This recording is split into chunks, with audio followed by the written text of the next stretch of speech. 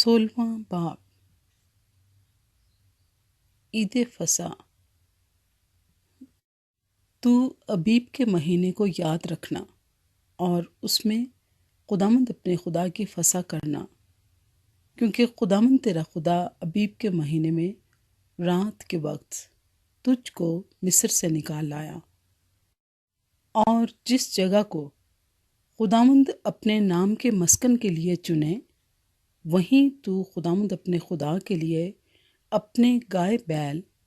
اور بھیڑ بکری میں سے فصح کی قربانی چڑھانا۔ تو اس کے ساتھ خمیری روٹی نہ کھانا، بلکہ 7 دن تک اس کے ساتھ بے خمیری روٹی جو دکھ کی روٹی ہے کھانا، کیونکہ تو ملک مصر سے ہڑبڑی میں نکلا تھا۔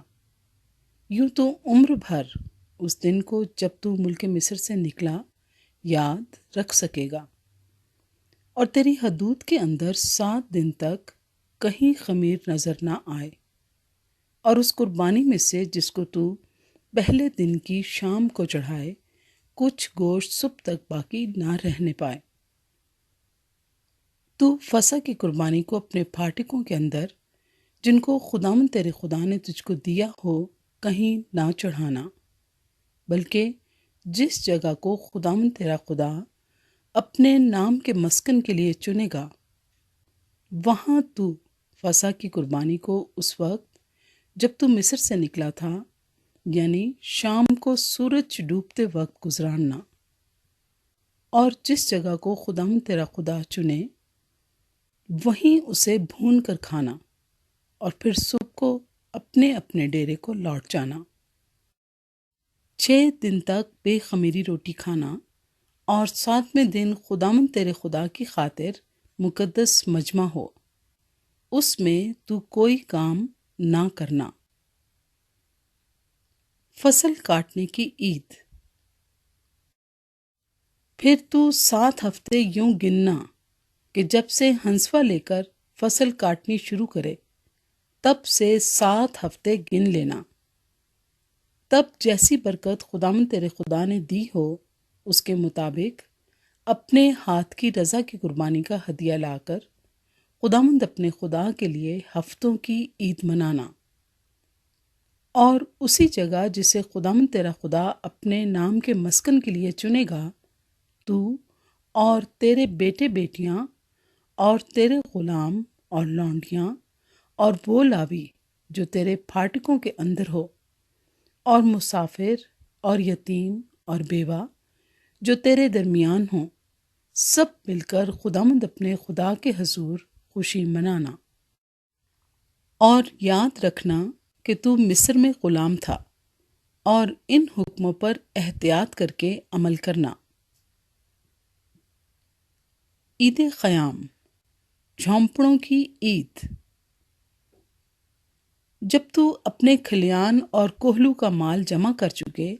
تو 7 دن تک عید قیام کرنا، اور تو اور تیرے بیٹے بیٹیاں اور غلام اور لونڈیاں اور لاوی اور مسافر اور یتیم اور بیوہ جو تیرے پھاٹکوں کے اندر ہوں،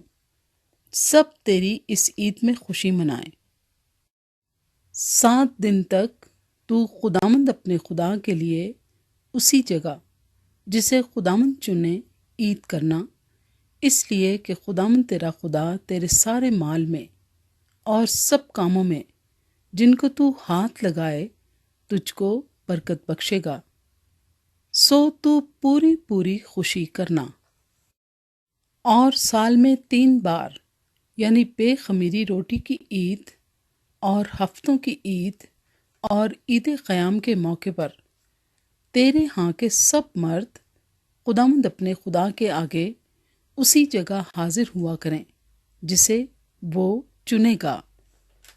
اور جب آئیں تو خداوند کے حضور خالی ہاتھ نہ آئیں، بلکہ ہر مرد جیسی برکت خداوند تیرے خدا نے تجھ کو بخشی ہو اپنی توفیق کے مطابق دے۔ عدل و انصاف کا نظام۔ تو اپنے قبیلوں کی سب بستیوں میں جن کو خداوند تیرا خدا تجھ کو دے قاضی اور حاکم مقرر کرنا، جو صداقت سے لوگوں کی عدالت کریں۔